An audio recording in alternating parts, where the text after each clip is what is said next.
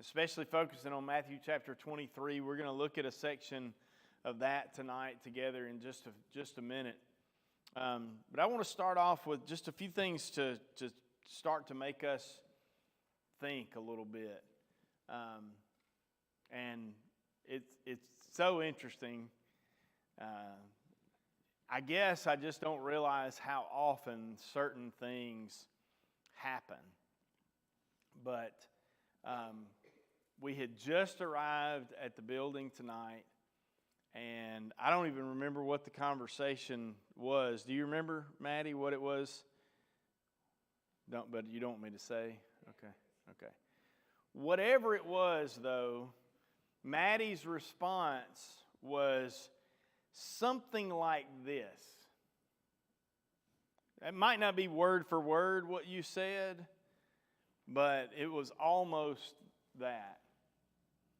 I can't believe you said blank in the church building. And the next line was something about getting struck down, right? And then, Maddie, just so that you don't feel like the only one that I'm singling out tonight, as we were sitting at our table eating our dinner tonight, the guys that sit around the table with me, we were talking about something we were talking about East Mississippi Junior College football. And one of the people at our table, I won't tell you who, but he sits over there, said something about that he really didn't like. He actually used a different word there. The football coach at East Mississippi Junior College. And the next thing out of his mouth was, no, I won't say that in the church building. Another way that we sometimes hear it said, I would never do blank in the church building. What are some things besides certain words, I guess, that we hear? What are some things that we put in those blanks? I'd never do or I'd never say this in the church building. Don't use any dirty words.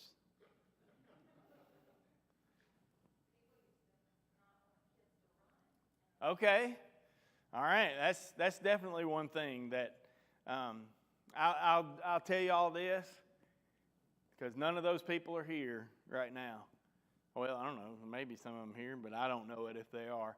But in the year 2000, when we started talking about moving here, and I was going to be the preacher, one of the things that my dad, Terry Sanderson, wanted me to do was get control of those kids running in the church building.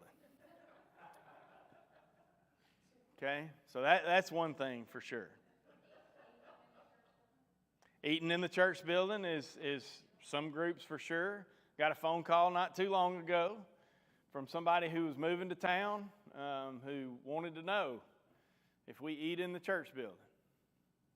Because they would never eat in the church building. I made it pretty clear to them they probably didn't want to come here. Because we eat almost every time we're here.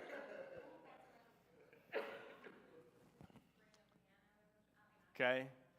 Yeah. You could go on and on. Maddie's comment, I think, if I remember correctly, and I know you don't want to share the specifics, but it was something about lying in the church building, wasn't it? Okay? I hear that all the time. Don't make me lie right here in the church building. Let me ask this. Let's follow this up with this question. What are some of the reasons or motivations for those kinds of statements? I mean, think about anything that we've mentioned or anything that you've ever heard somebody say that kind of thing in connection with before. Why were they saying that? What is it that motivates it? Pam, I'll start with you. Yep. Okay. All right. So the church building has some kind of sacred designation that makes it, off limits for for running. Anyway, what else? I'm asking the question. I grew up with Catholic parents, Okay. and so the church building was literally sacred. So, or they believed it was. Sure. And so I guess that was going to be my question. Is it viewed that way, to people that grew up in the church?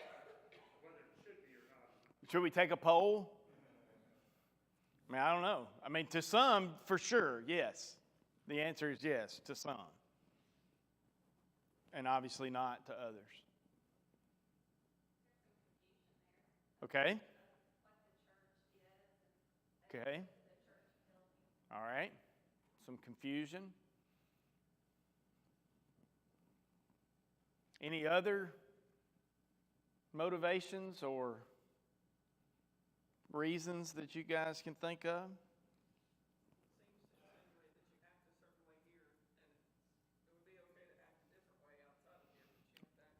Okay, that actually is, I think, more an answer to my next question here. My next question was going to be, are there dangers to those kinds of statements?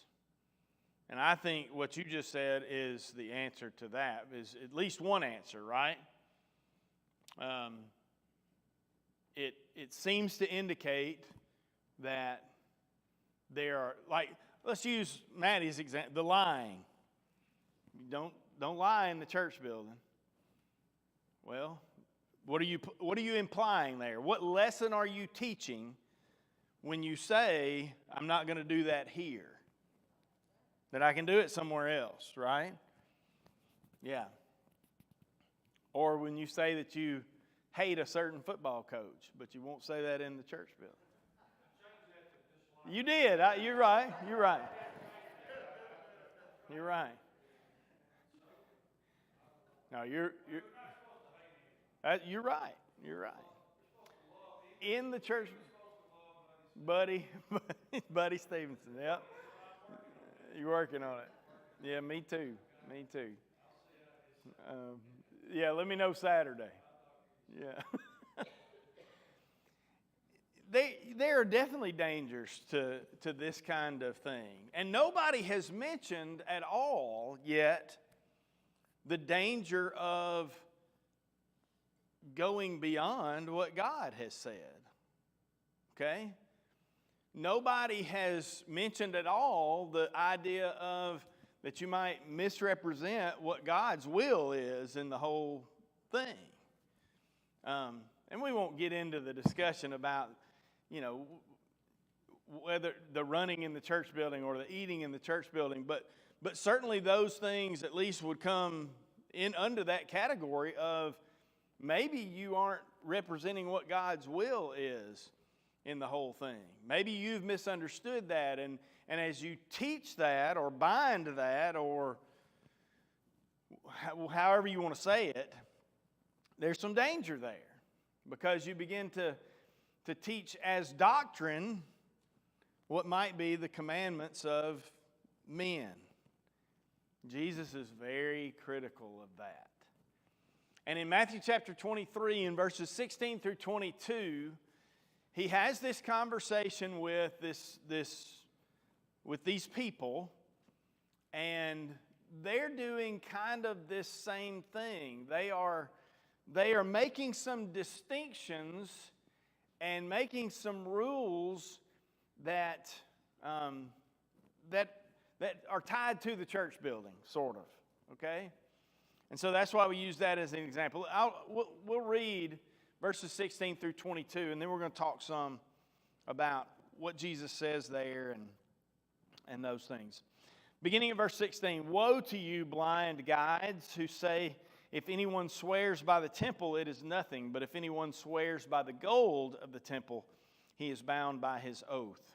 You blind fools, for which is greater, the gold or the temple that has made the gold sacred? And you say, if anyone swears by the altar, it is nothing. But if anyone swears by the gift that is on that altar, he is bound by his oath.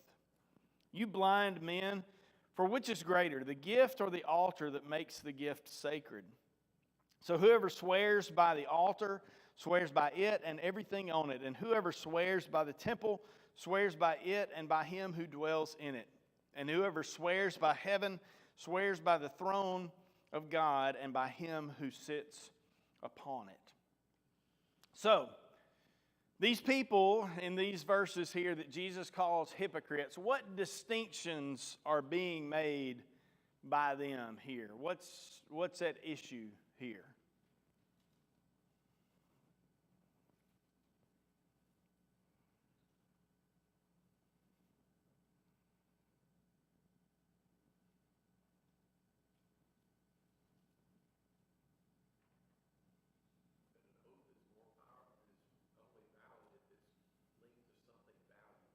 Okay? And the value that they are ascribing to these things, where does that come from? So it seems like the thing that, like the gift, or it is something that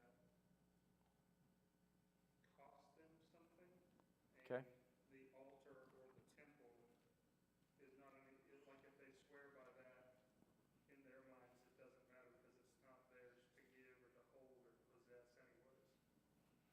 It's interesting. You're probably 100% right. I hadn't thought about that, but yeah. But it's what made the gift special. It's what made, Okay. otherwise it's just it's an offering. It doesn't matter. But it became important because it was at the altar. Okay. So here we have these hypocrites who are, I don't want to ask about their motives just yet because we're going to talk about that in just a minute too. But they are saying that some vows that you take or oaths that they would take are, some are valid and have to be honored and kept. Some are not and don't have to be honored or kept. Lots of danger there, right? Lots of implications, and we're going to talk about some of that in just a minute. One interesting thing that I find is I want to look back at your Bible and to whom, I realize this sentence up here now is horribly incorrect grammatically. So, to whom does Jesus address this particular woe? Okay? And just in case you didn't hear Becky, she said blind guides was the first thing that she said.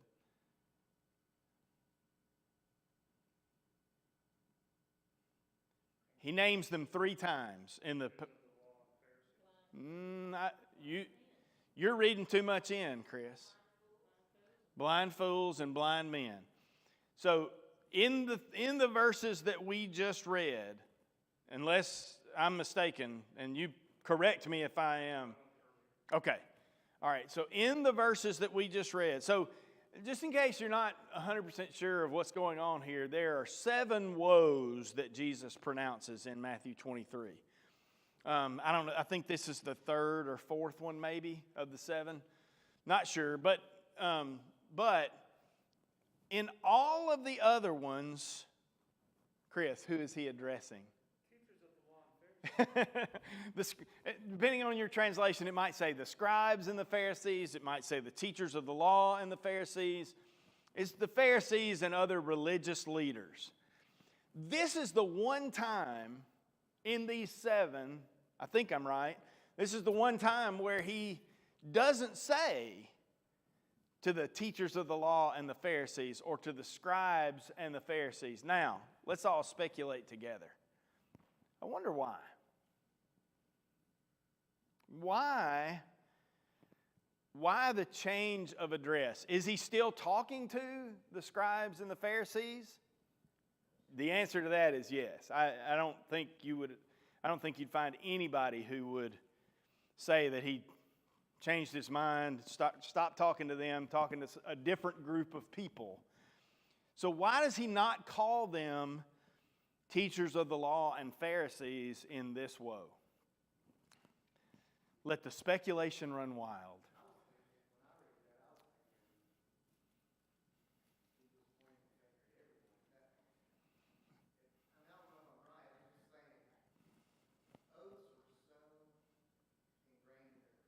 Yes. So everyone did, but they couldn't swear to God, so they swore to things about God, like the temple, Right. his throne, and then some oaths were binding, some not binding, like you're saying, which left room for deception. Because you could swear by something if somebody didn't know the law, then you really weren't bound to it. So you could trick people Yeah. and get what you wanted, and they were none the wiser and were doing the things. So that's why I was thinking everybody was doing it. So I was thinking maybe, I don't know. I don't disagree with you. And in fact, a few slides from here, I'm going to ask about vows and why they're so important, and do we have modern day equivalents, and we're going to talk about that just a little bit.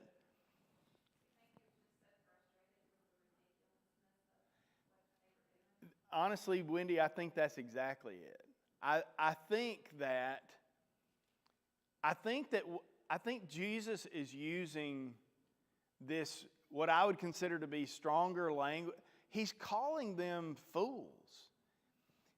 I think what he's saying is, you would have to be a blind fool to not see how ridiculous this rule is, or these rules are. You would have to be a blind man not to be able to see how wrong this teaching that some of the an oath by might make it binding and others wouldn't. It's the one thing in these woes, I think, that is so ridiculous that Jesus just uses stronger language to address them. Now, Jerry, you're right. Vows and oaths are extremely prevalent, and of course he wants all of us to learn the lesson. But they're the guides. That's why I think he's still addressing them, because he calls them blind guides. I think he's still talking to these people who are, quote unquote, making the rules and teaching the rules and enforcing the rules. I think that's why I would say there's not really a change of who he's talking to. It's just an indication of how ridiculous this is, and how far away from representing God they are at this point. That you just have to be blind not to see it. So now let's talk about their motivation a little bit. What do we think the motivation of the Pharisees was for saying what was binding, what was a binding vow, and what wasn't, involving the church building? I know it's not the church building, but what do you think their motivations were? I think, Jerry, you were really talking about that just a second ago. Deception, yeah. Left room for them to be deceiving.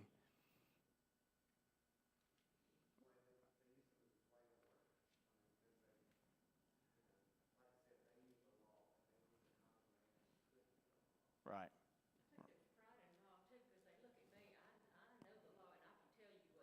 Right. I think pride and control or manipulation or power over other people are oftentimes the motivation that they have there. Greed, I don't know why I stuck that on the slide, but I think certainly when you think about, I guess maybe when we move to the next thing, I've already shown you this slide once, but when we start talking about why were vows so important, what's the answer to that?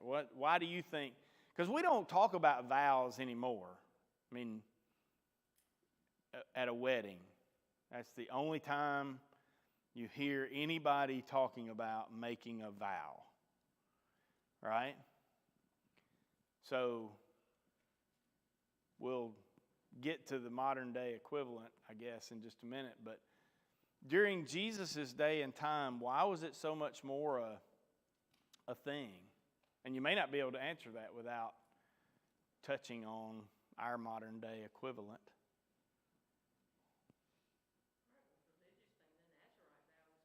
Okay. Okay. There were some vows that were taken as a religious rite of some kind or another, for sure. That's a little bit more akin to, Chris, you mentioned the Catholic Church a minute ago. Nuns take a vow, and that's, it's just an affirmation that I'm going to do a certain thing, live a certain way, that kind of thing. Those religious vows fit into that category. But Jerry's already told us that vows were like a normal part of everyday life. There's almost like a currency Yes. exchange between people during this time. Like your vow, I hate to compare it to this, almost like you take out a loan at the bank today. Oh, it's 100%. Like That's a perfect example. That's the closest example I can think of. But it's like between two parties where it's the same thing. It's a contract. It's a contract. I was wondering if you were going to get to the word. Yes, it's a contract, a warranty, a guarantee. When we purchase things or we go do business with somebody, there's this contract, whether it's written or whether it's spoken, whether it's understood. There are these things that bind some of those agreements. Some of them much more formal than others, obviously, but still they are our modern day equivalent. And in Jesus' day and time, I mean, they couldn't, type up the contract on the computer and print it out for everybody to sign. They couldn't even write it out on paper. Not many people anyway, not the common man didn't even have access to that if he could even read and write. But people would make vows, and they would, they were like their contract, between two parties. And so they were important. They were used an awful lot in business. And so they were super important because if you made a vow to somebody and you were less than honest, that was a way for you to get over on somebody, to cheat somebody, to swindle them out of whatever it was. Go ahead. So does this go back to what I was saying initially about it's why you couldn't make vows on something that didn't cost you anything? Like you couldn't make a vow in the temple and you didn't own the temple. Yeah. You could make a vow on a gift that you left at the altar because it was yours, like it was coming from you. I don't know if that's Maybe. Like I said, when you said that before, it's not a thought that I had as I was thinking about all this, so I don't know. That makes sense, though. I mean, that does seem like a logical way for them to have been thinking about it. But the underlying motivation, I believe, is they wanted to be deceptive. They wanted to be dishonest. And they wanted to do that and still be okay, right? They wanted it to be okay for them to be dishonest. So I have this question. Was Jesus against vows? Doug very quickly has said no. Anybody, I have a scripture reference up there, Matthew, and it's wrong. Of course, it's wrong. It's Matthew chapter 5, verses 33 through 36. Sorry about that.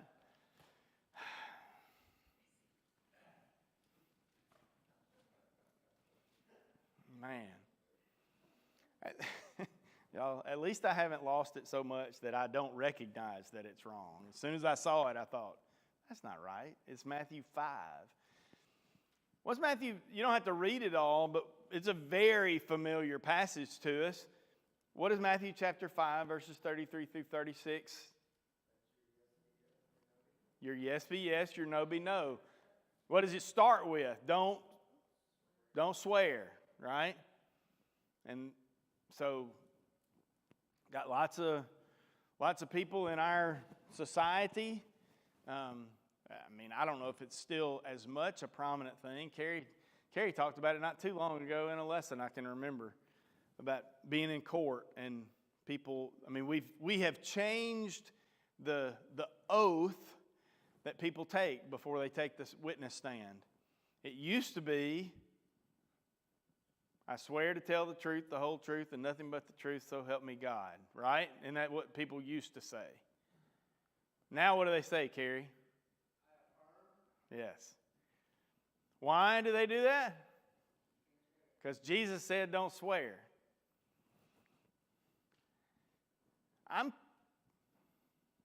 I'm pretty sure Jesus might call that hypocritical. Just based on this study that I've been doing. I think Jesus might take issue with that. But the question of, is Jesus against vows? Doug says the answer is no, and I 100% agree with him. Yes.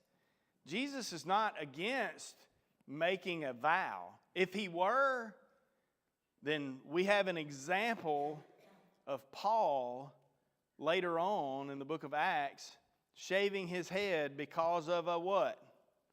A vow. So if he was, then the Holy Spirit recorded an example for us of Paul doing something that Jesus would have condemned. I really don't think that's the case. I realize Paul calls himself the chief of sinners, but I don't think he's including shaving his head for a vow in that list of things. I think we could come up with what really might be on the list. Jesus is not against vows. Jesus, to say it another way than what it said on the slide there, Jesus is against dishonesty. He endorses honesty. And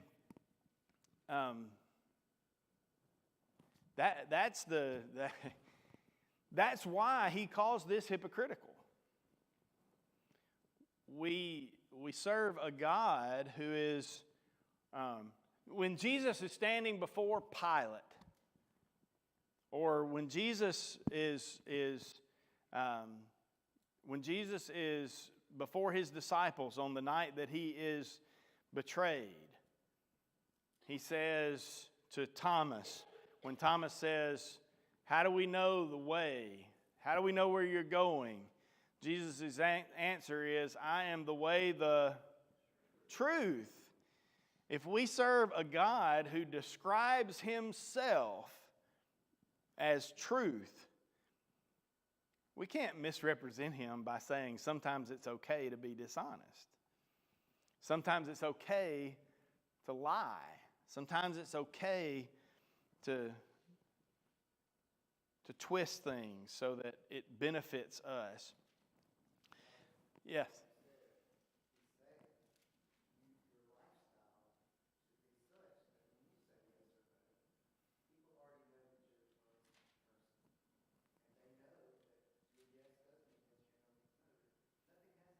That's right.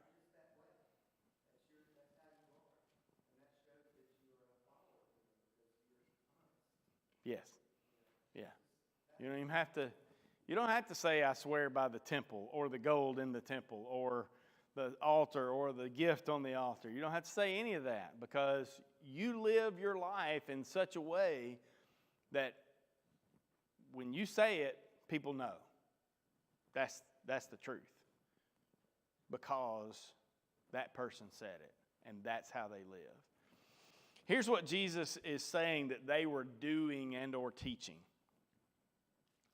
They were saying that vows could be used by people who belonged to God as a means of telling a lie.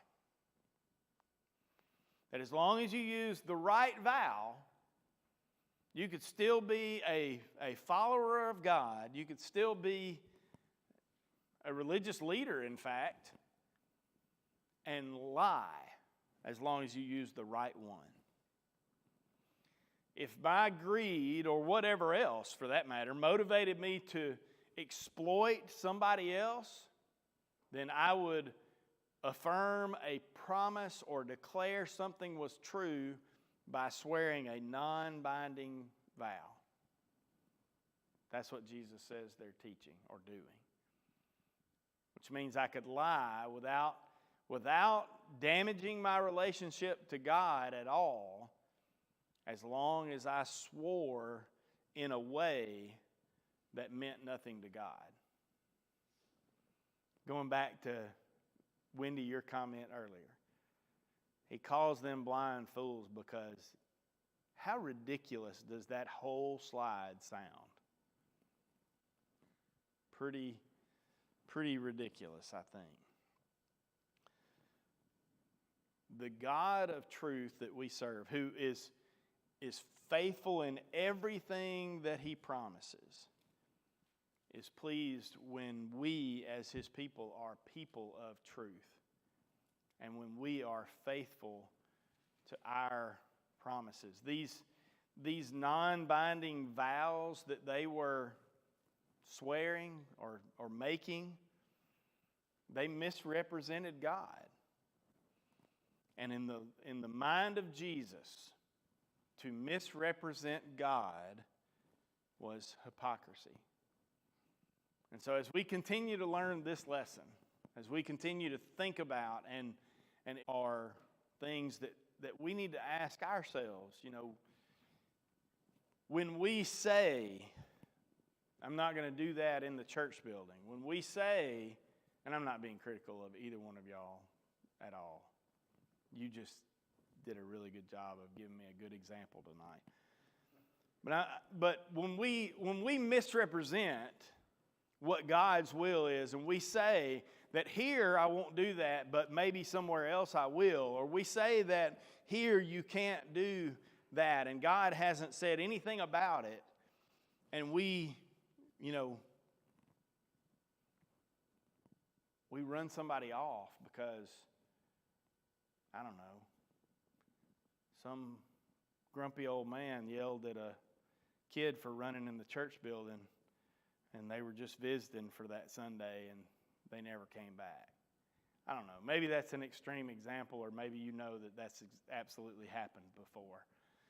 But what I'm saying is when we make these exchanges of what is okay with God and what is not okay with God, and we don't really consider who God is and what His will is in those situations, Jesus would look at us and say, you're being a hypocrite. And if the things are as ridiculous as this, He might say, you're not only a hypocrite, but you're a fool. And we need to question ourselves on those situations. And we could probably spend, Wendy said it early on, so she could have kept going. I mean, because yes, we can come up with just a long list of things that we sometimes do this with. And Jesus calls it hypocrisy. So we don't want to be that.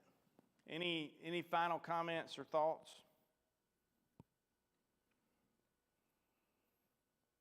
Thank y'all.